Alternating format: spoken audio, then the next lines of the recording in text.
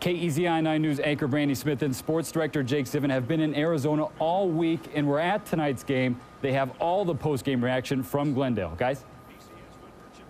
Well, Stephen, we are actually live in University of Phoenix Stadium. It is really cleared out now. Not a lot of people here besides the cleaning crew, but a couple hours ago, this place was full of cheering fans. Honestly, a lot of them purple. Yeah, not a lot of Oregon fans, probably an 80-20 split inside University of Phoenix Stadium. It was like an away game, similar to when we were here 2 years ago when Oregon lost to Auburn. And I'm struck by, I think, the progression of Oregon in the BCS games. A tough loss to Ohio State in their first one, the Rose Bowl, then a slim loss to Auburn, then a slim win over Wisconsin, and today a blowout here in University of Phoenix Stadium. Afterwards, we talked to the Ducks about their second straight BCS win. I did. I started reflecting as soon as that clock hit 0-0-0. I hugged Coach Cam, hugged my teammates, and it kind of hit me. What are those reflections when you look back at your time at Oregon? It's been an absolute blessing. It's been amazing. It's been an amazing time here, and, I wouldn't change it for the world. And you told me before the game that you wanted this more than the Rose Bowl. Playing in it, did it still feel that way?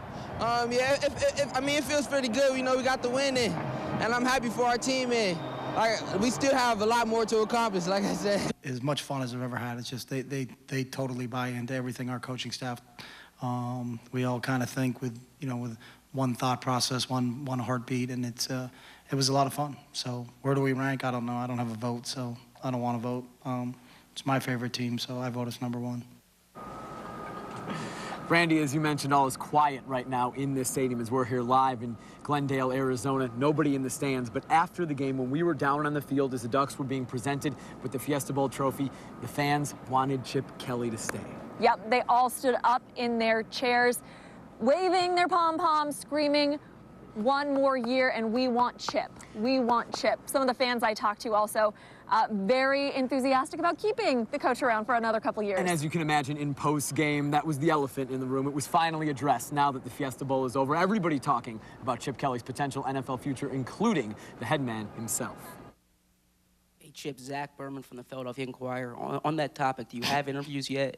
I'm scheduled with the Eagles. You guys have a big Tostitos Fiesta Bowl fan base, and we do this at Pat and Gino's. I'd say this season we did. This season you did. I've said I'll always listen, and that's what I'll do. I'll get an opportunity if people do call and see where they are, but I want to get it wrapped up quickly and figure out where I'm going to be. I mean, he's done a lot of things for me, and I really look up to him. I appreciate what he's done for us. So, if he's out, then he's out, but I'll support him either way if he stays. I'd love to have him. Whatever he decides to do, we're all behind him. He's an unbelievable coach. Whatever happens, but, we're all behind him, and we'll see where it takes us. He's going to do what's best for Chip. That's all you can think. It's a business, and he has to make the best business decision for him. Do you think he could succeed at the next level? Absolutely.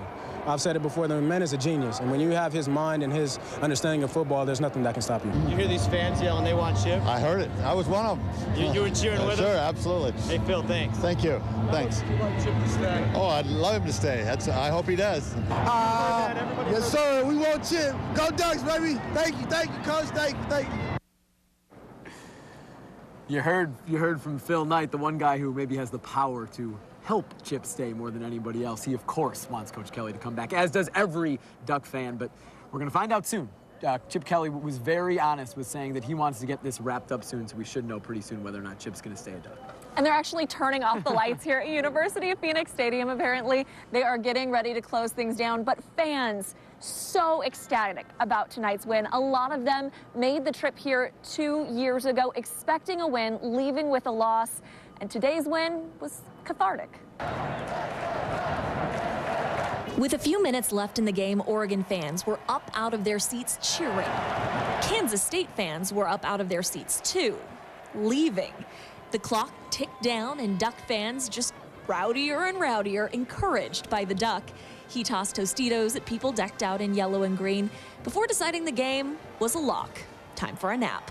But the fans, just too much adrenaline for them. I was very happy that we won. It's great to be back and get a win. Of course, all Duck fans agree on that. Everyone I talked to also picked the same favorite play. The kickoff return by DeAnthony Thomas. It had to be the start of the game with DeAnthony Thomas taking it all the way back, get us off to a good start. First kickoff return right there. My favorite part of the game was probably when DeAnthony Thomas ran it back Well, everyone but one person. What was your favorite play of the game? It's 10. You're 10. Watching my son coming over here. That's my favorite play. Offensive lineman Ryan Clanton's parents helped him celebrate the W, even though other moms and dads admit the victory is bittersweet. It's really sad that it's their last game together. But what a way to end the season. Very excited for the seniors in the class to finish like this. Big win, great game. Is there any team better than the Oregon Ducks? Nobody, not to me.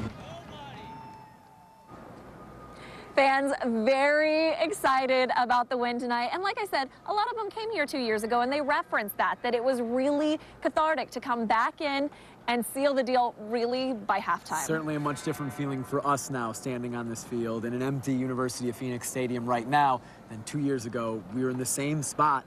Different feelings from the Ducks for sure, and a blowout dominating BCS win from them. It gotta feel good for everybody in that program. Yeah. For Jake Zivin, I'm Brandy Smith, live in University of Phoenix Stadium. Back to you guys. Guys, thanks so much. We'll have much more on the game and more reaction coming up a little later in sports. For now, live in the studio, Stephen Nelson, KEZI 9 News. A third straight 12-win season for the Ducks, and now we're joined by sports director Jake Zivin, who's live on the field at University of Phoenix Stadium. Jake? Yeah, Stephen, a lot more quiet here, certainly, than it was when D'Anthony Thomas took back the opening kickoff for a touchdown. And now that the Fiesta Bowl is over, the focus can finally shift to something that Duck fans don't want to talk about, Chip Kelly's possible NFL future. Our own Eric Elkin has more on what the players were saying about that after the game. Here's Eric. The celebration just getting underway here at University of Phoenix Stadium. 2 years ago, the Ducks came up short walking off this field. Tonight, they're celebrating, and the fans are chanting, "We want Chip." What does it mean to hear all the fans cheering, "We want Chip" right now with all the speculation? I mean, the greatest feeling is to have them cheer for us because 2 years ago, they all walked out of here with their heads down. And now, I don't think any of these people could be any happier right now. And yeah, we'd love for him to stay. You know, we're not sure what's going to happen. And, I mean, none of us have really personally been up, hey, coach, are you leaving or staying? You know, that's not us. So we're going to see what happens. I mean, it's not really a big deal. I mean, I don't think too much will change around here, whether he stays or leaves, you know, but I'm happy for him if he goes, you know. I mean, that's something everyone wants to do, you know, progress with whatever their career is. Just me being here this 2 years, I really appreciate him for everything he did for me and me just learning, you know, learning our offense and learning how to, you know, make smart decisions and stuff like that. So, I mean, I thank Chip and I'm going to ride with him whatever he does. You said the other day you don't think it's necessarily a slam dunk. What's your gut feeling right now? My gut feeling is I'm really happy we won that game against a really good team and going to go see our family and celebrate. So the Ducks are Fiesta Bowl champs. They can celebrate now and enjoy it, but all the focus after tonight will shift to whether or not Chip Kelly stays as the head coach of the Oregon Ducks. In University of Phoenix Stadium in Glendale, Arizona, Eric Elkin, let's go back to you. Thanks a lot, Eric. Mark Helfrich, possibly the next head coach for the Ducks, being a little coy there in response to Eric's question. And tonight was the final game in the career of one of the most beloved Ducks ever, I think, Kenyon Barner, who is obviously also so accomplished on the field. I caught up with Kenyon on the field after Oregon's Fiesta Bowl win. Kenyon, they were chanting, "We want Chip." They're doing it right now. What do you think about that? You know, he's loved by the city of Eugene. There we go. What do you think Chip should do? I'm not Chip, so I can't answer that question. What do you think he will do? I'm not Chip, so I can't answer that question. You have to have an opinion, though, right? He's your coach for 5 years. I think he's going to do what's best for Chip. You know, that's all you can think. You know, it's a business, and he has to make the best business decision for him. Do you think he could succeed at the next level? Absolutely. I've said it before, the man is a genius. And when you have his mind and his understanding of football, there's nothing that can stop you. Now that it's over, was it easy to block all that out the past week, past 2 weeks? Absolutely, absolutely. It's all about being bigger than the situation. And that's what this team has done, and that's what I've been able to do. How good does this feel to end your career in this way right here? I couldn't go out on a better note. You said you'd start reflecting after the game. Have you done that yet? I did. I started reflecting as soon as that clock hit 0-0-0. I hugged Coach Cam, you know, hugged my teammates, and it kind of hit me. What are those reflections when you look back at your time at Oregon? It's been an absolute blessing. It's been amazing. It's been an amazing time here, and, you know, I wouldn't change it for the world. Kenyon Barner will now pass the running back torch, at least in part, to DeAnthony Thomas full-time now. And Thomas provided one of the most memorable moments, probably in Oregon football history, when he broke the tape at the goal line after his opening kickoff return for a touchdown. I think it's so cool. What other team, what other city in the country would appreciate that other than Oregon and Eugene? A pretty cool moment, Stephen, from DeAnthony, I thought, on the opening kickoff. Yeah, Robert Johnson, he was a big fan of that. He was tweeting, he was really happy. Now, Jake, aside from the Chip Kelly to NFL rumors storyline, that's been a very prominent storyline throughout the past week. Now, you were there tonight. What else stood out to you about the game specifically?